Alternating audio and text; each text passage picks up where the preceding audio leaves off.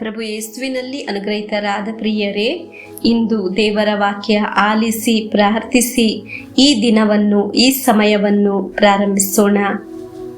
ದೇವರು ನೀಡಿದ ಈ ಅಮೂಲ್ಯವಾದ ಸಮಯಕ್ಕೆ ದೇವರಿಗೆ ಸ್ತೋತ್ರ ಸಲ್ಲಿಸೋಣ. ನಮ್ಮನ್ನು, ನಮ್ಮ ಕುಟುಂಬವನ್ನು ದೇವರ ಕರಗಳಿಗೆ ಸಮರ್ಪಿಸಿ ಪ್ರಾರ್ಥಿಸೋಣ.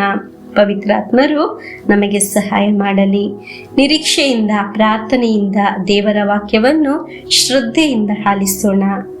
ಇಂದು ವಾಕ್ಯ ಆಲಿಸುವಾಗ ಒಂದು ವಿಷಯ ನಿಮ್ಮಲ್ಲಿ ಹೇಳಲೇ, ನಮ್ಮ ಜೀವನದಲ್ಲಿ ಕಟ್ಟಿ ಹಾಕಿದ ತರ ಸುತ್ತ ತಿರುಗುವವರು ಇದ್ದಾರೆ. ಹೊರಗೆ ಬರಲು ಸಾಧ್ಯವಿಲ್ಲ. ಜೇಡರ ಬಲೆ ತರ ಒಂದು ಅವಸ್ಥೆ. ಹೇಗೆ ರಕ್ಷಣೆ ಹೊಂದುವುದು ಎಂದು ಅರಿವಾಗುವುದಿಲ್ಲ. ಮುಂದೆ ದಾರಿ ಸಹ ಕಾಣುತ್ತಿರುವುದಿಲ್ಲ. ಪ್ರಿಯರೇ, ಹೀಗೆ ಇರುವ ಅವಸ್ಥೆಯನ್ನು ಈ ನಿಮಿಷದಲ್ಲಿ ನೆನೆಸಿ ಪ್ರಾರ್ಥಿಸೋಣ. ಇಂದು ದೇವರು ಅನುಗ್ರಹಿಸುವ ದಿನವಾಗಲಿ. ನಮಗೆ ವಾಕ್ಯವನ್ನು ಶ್ರದ್ಧೆಯಿಂದ ಆಲಿಸೋಣ. 1 ಸಾಮುವೇಲನು 10ನೇ ಅಧ್ಯಾಯ 16ನೇ ವಾಕ್ಯವನ್ನು ಆಲಿಸೋಣ.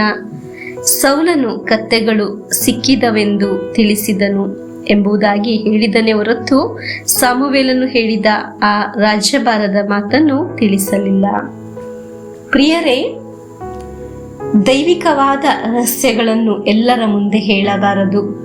ಒಂದು ಮಾತಿದೆ, ನಾವು ದೈವಿಕ ರಹಸ್ಯದ ಪಾಲುದಾರರು. ನಮಗೆ ಕೆಲವು ದೈವಿಕ ರಹಸ್ಯಗಳು ಪ್ರಕಟವಾಗುತ್ತದೆ. ಅದನ್ನು ಯಾರ ಹತ್ತಿರ ಹೇಳಬೇಕು, ಯಾರ ಹತ್ತಿರ ಹೇಳಬಾರದೆಂದು ಯೋಚಿಸಬೇಕು.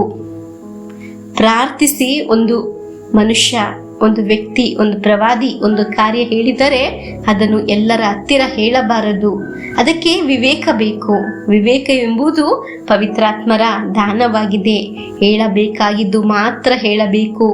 ಇದೊಂದು ದೊಡ್ಡ ಅನುಗ್ರಹವಾಗಿದೆ. ಯಾವುದು ಹೇಳಬೇಕು, ಯಾವುದು ಹೇಳಬಾರದು ಎಂಬ ಅರಿವು, ವಿವೇಕ ನಮ್ಮಲ್ಲಿರಬೇಕು. ಅದಕ್ಕಾಗಿ ನಾವು ಇಂದು ಪ್ರಾರ್ಥಿಸೋಣ. ಕೆಲವು ಕಾರ್ಯಗಳು ಮನಸ್ಸಿನ ಒಳಗೆ ಇಡಬೇಕು. ಅದಕ್ಕಾಗಿ ಪ್ರಾರ್ಥಿಸಬೇಕು. ಪ್ರಿಯರೇ, ದೇವರು ಕೆಲವು ಕಾರ್ಯಗಳನ್ನು ಪ್ರಾರ್ಥಿಸುವ ವ್ಯಕ್ತಿಗಳಿಂದ ಪ್ರಕಟಗೊಳಿಸುತ್ತಾರೆ. ಅದನ್ನು ನಾವು ಯಾರ ಹತ್ತಿರ ಹೇಳದೆ ಅದು ನೆರವೇರುವ ತನಕ ಪ್ರಾರ್ಥಿಸಬೇಕು. ವಿವೇಕದಿಂದ ಯೋಚಿಸಿ ಕಾರ್ಯ ಮಾಡಬೇಕು. ಪ್ರಿಯರೇ, ನಿಮಗೆ ದೇವರು ಉನ್ನತಕ್ಕೆ ಏರಲು ಭಾಗ್ಯ ನೀಡಲು ಸಿದ್ಧರಾಗಿದ್ದಾರೆ. ಅದನ್ನು ನೆರವೇರಲು ಪ್ರಾರ್ಥಿಸಿರಿ. ಅದರ ನಂತರ ನಮಗೆ ಎಲ್ಲವೂ ಸಹ ಎಲ್ಲರ ಹತ್ತಿರ ಹೇಳೋಣ. ಇಂದು ಪ್ರಾರ್ಥಿಸುವಾಗ ನಮಗೆ ಪವಿತ್ರಾತ್ಮರಿಂದ ಅನುಗ್ರಹ, ವಿವೇಕ ಲಭಿಸಲಿ ಎಂದು ಪ್ರಾರ್ಥಿಸೋಣ. ನಮಗೆ ಇಂದು ಆಲಿಸಿದ ವಾಕ್ಯದಲ್ಲಿ ಪಿತಾ, ಸುತ್ತ ಪವಿತ್ರಾತ್ಮರ ವಿವೇಕ ನಮ್ಮ ಮೇಲೆ ಸುರಿಯಲ್ಪಡಲಿ ಎಂದು ಪ್ರಾರ್ಥಿಸಿ ಪ್ರಭು ಯೇಸುವಿನ ಆಶೀರ್ವಾದವನ್ನು ನಮಗೆ ಸ್ವೀಕರಿಸೋಣ. ಆಮೇನ್. ನಮ್ಮೇ ಪ್ರಭು ಯೇಸು ಕ್ರಿಸ್ತರ ವರಪ್ರಸಾದವು, ದೇವರ ಪ್ರೀತಿಯು, ಪವಿತ್ರಾತ್ಮರ ಅನ್ಯೋನ್ಯತೆಯು ನಿಮ್ಮೊಡನ ಇರಲಿ. ರೋಗದಿಂದ, ಅಪಘಾತದಿಂದ, ವಂಚನೆಯಿಂದ, ನಿರಾಶೆಯಿಂದ ಸ್ವರ್ಗದ ದೇವರು ನಿಮ್ಮನ್ನು ಅದ್ಭುತವಾಗಿ ಸಂರಕ್ಷಿಸಲಿ.